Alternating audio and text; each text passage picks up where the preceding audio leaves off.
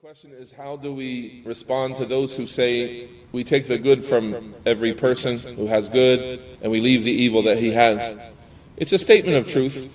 We don't expect any person to convey teachings to us and be flawless without errors. So we are looking for the mistake so we can avoid it. That's the case with any teacher, any scholar.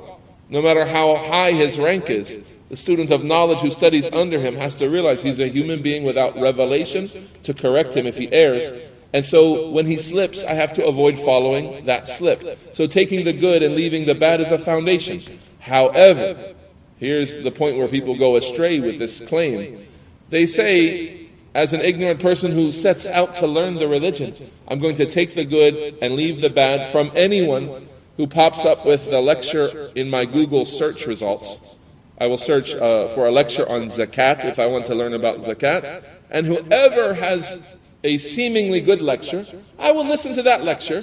And whatever is based on Quran, based on Sunnah, I will take that, taking the good. And whatever is wrong, I will not take that. Now I ask you, what's the problem here? The person who's going into the field of zakat, and the example I've given is zakat, you can use any example, he doesn't know zakat, the rulings, what's correct or incorrect.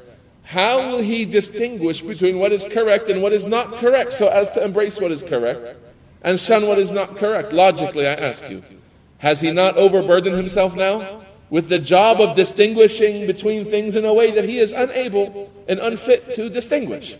And so he's fooling himself. And the people who have this approach, you can judge them by the end result of their approach. You find them confused, wavering in the foundations of their religion.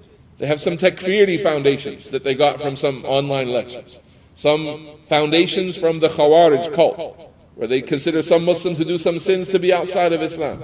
They have speech against the rulers, talking about the rulers of Islam from the Khariji methodology.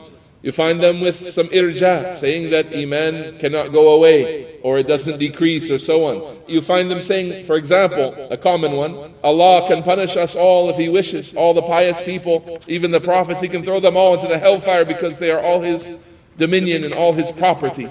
And so He can do that, and that's a possibility. This world may end with everyone going to the fire and no one reaching salvation. This is overemphasizing the dominating ownership and rububiyyah of Allah and losing track of the hikmah, the wisdom that He has told us about, the fairness that He has told us about, the divine justice that He will distribute on that day. And Allah Ta'ala has made the day of judgment as a day of justice.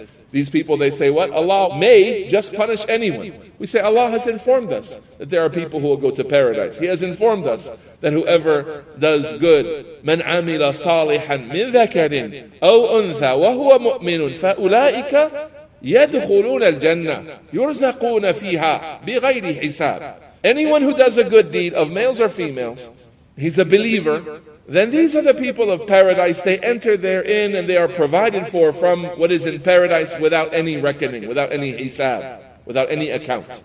This is what Allah Ta'ala has said. Now to say that because Allah is dominant, the dominant owner of the creation, He may just punish everyone anyway, all the righteous people may end up in the fire anyway, we say this is not in understanding of the wisdom of Allah. But people will teach this, losing sight of the wisdom of Allah Ta'ala. So a man who takes this approach will have this belief, he'll have some belief of the Khawarij as mentioned here and there. He'll have the religion of like Yusuf Estes, where he takes a little bit of innovation from every group and he mixes it all together.